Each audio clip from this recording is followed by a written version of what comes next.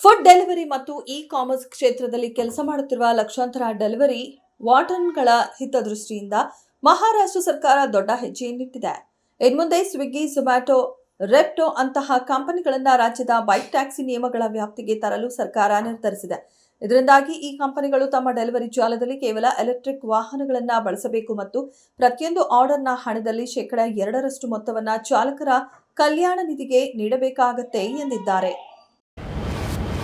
ದೇಶದಲ್ಲಿ ಮೆಟಾ ಒಡೆತನದ ವೇದಿಕೆಗಳಾದ Facebook, Instagram, ವಾಟ್ಸ್ಆಪ್ಗಳ ಮೂಲಕ ಹರಡುತ್ತಿರುವ ಡೀಪ್ ಫೇಕ್ಗಳು, ಮಕ್ಕಳ ಮೇಲಿನ ಲೈಂಗಿಕ ದೌರ್ಜನ್ಯದ ವಿಷಯಗಳು ಮತ್ತು ನಕಲಿ ಖಾತೆಗಳ ಹಾವಳಿಯಂತಹ ಗಂಭೀರ ಸಮಸ್ಯೆಗಳ ಕುರಿತು ಸರ್ಕಾರ ತೀವ್ರ ಕಳವಳ ವ್ಯಕ್ತಪಡಿಸಿದೆ.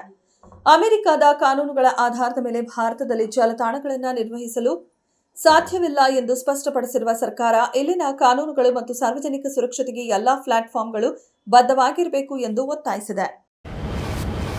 ರಾಜ್ಯದ ಶ್ರೀಮಂತ ಕೈಮಗ್ಗ ಪರಂಪರೆಯನ್ನು ಸಂರಕ್ಷಿಸಿ ನೇಕಾರರ ಜೀವನೋಪಾಯವನ್ನು ಬಲಪಡಿಸುವ ಜೊತೆಗೆ ಕರ್ನಾಟಕದ ಕೈಮಗ್ಗ ಉತ್ಪನ್ನಗಳಿಗೆ ರಾಷ್ಟ್ರೀಯ ಹಾಗೂ ಜಾಗತಿಕ ಮಾರುಕಟ್ಟೆಯಲ್ಲಿ ಹೊಸ ಗುರುತನ್ನು ಸೃಷ್ಟಿಸುವ ಉದ್ದೇಶದಿಂದ ರಾಜ್ಯ ಸರ್ಕಾರದ ಮುಂಬರುವ ಕರ್ನಾಟಕ ಜವಳಿ ಮತ್ತು ಉಡುಪು ನೀತಿಯಲ್ಲಿ ಕೈಮಗ್ಗ ಕ್ಷೇತ್ರದ ಪ್ರಚಾರಕ್ಕೆ ವಿಶೇಷ ಅನುದಾನ ಮೀಸಲಿಡಲಾಗಿದೆ ಎಂದು ಎಂಎಸ್ಎಂಇ ಗಣಿ ಮತ್ತು ಜವಳಿ ಇಲಾಖೆಯ ಕಾರ್ಯದರ್ಶಿ ರೋಹಿಣಿ ಸಿಂಧೂರಿ ತಿಳಿಸಿದರು.